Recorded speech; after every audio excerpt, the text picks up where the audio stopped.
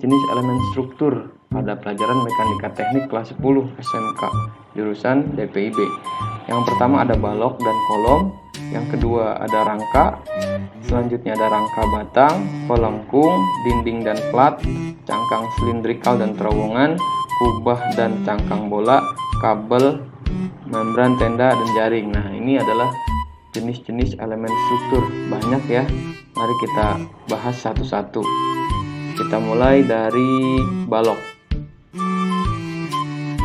Balok itu diartikan sebagai struktur yang dibentuk dengan cara meletakkan elemen kaku horizontal di atas elemen kaku vertikal, atau singkatnya balok itu adalah elemen horizontal. Horizontal ya. Nah, ini ada ilustrasi dari struktur bangunan, mana yang merupakan balok, mana yang merupakan elemen horizontal. Nah, ini adalah elemen horizontal, balok. Fungsinya apa sih balok pada konstruksi bangunan? Fungsinya yaitu memikul beban yang bekerja secara transversal dari panjangnya dan menyalurkan beban tersebut ke elemen vertikal atau kolom yang menumpuknya. Berikutnya, setelah balok kita ke kolom.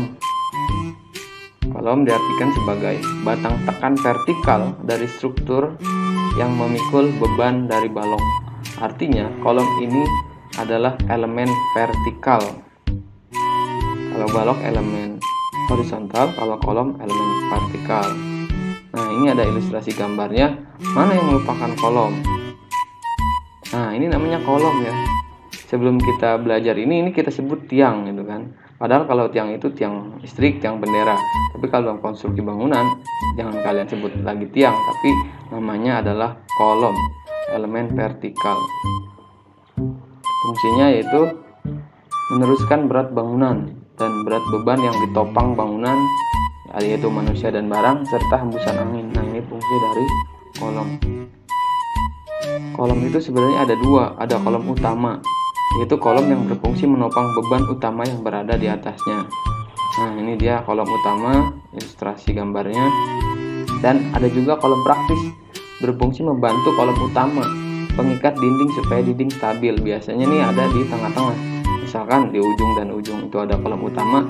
Nah, antara dinding itu dikasih kolom praktis. Nah, ini dia, membantu kolom utama ya.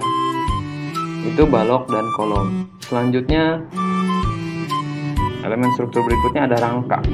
Rangka itu diartikan rangkaian kolom dan balok yang menjadi satu kesatuan yang kuat. Jadi balok sama kolomnya nih bersatu, menjadi kesatuan kuat, disebut dengan rangka. Rangka ada 4 macam, ada rangka baja, beton bertulang, kayu, dan bambu. Nah, ini Bapak tampilkan ilustrasi dari rangka kayu.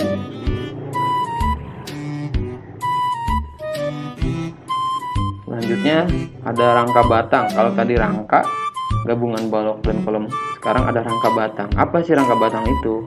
Rangka batang diartikan suatu konstruksi yang terbentuk dari gabungan beberapa elemen batang yang membentuk segitiga.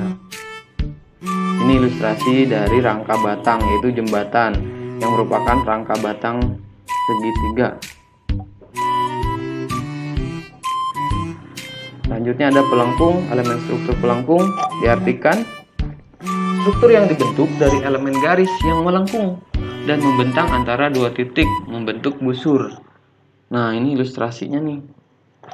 Nah, ini adalah hasil jepretan Bapak sendiri setelah maghrib di sekitar Alam Sutra. Mana yang merupakan pelengkung? Nah, ini jadi yang melengkung, jadi susun sehingga setelah jadi melengkung, itu namanya pelengkung. Mungkin kalian pernah lihat di sekitar kalian ada bangunan yang seperti ini yang melengkung, itu disebut pelengkung. Selanjutnya ada dinding dan plat. Dinding dan plat datar adalah struktur kaku pembentuk permukaan. Biasa kita sebutnya tembok. Nah, ini adalah dinding. Ini adalah plat, keramik ya, atau ubin, kadang-kadang kita sebutnya. Itu dinding dan plat. Selanjutnya ada elemen struktur cangkang silindrikal dan terowongan. Diartikan struktur berpelengkung tunggal yang membentang pada arah transversal. Terowongan dapat dipandang sebagai pelengkung menerus. Kalau tadi kan pelengkung satu, nah kalau ini banyak, panjang gitu ya.